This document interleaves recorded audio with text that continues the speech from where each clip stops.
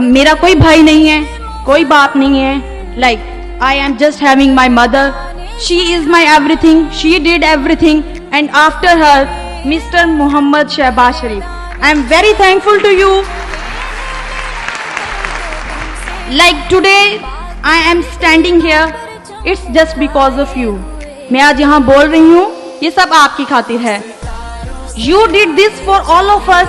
You had given us the chance to stand here.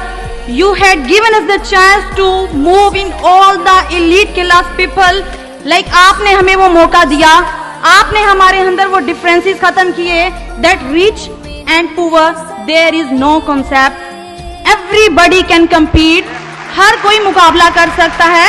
Either that belongs to a poor family, that belongs to a rich family.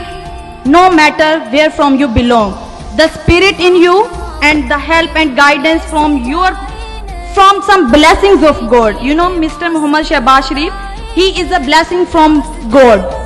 The respected staff of Danish school system, the head office, the every management people, each and everyone is the blessing for all of the students of Danish school.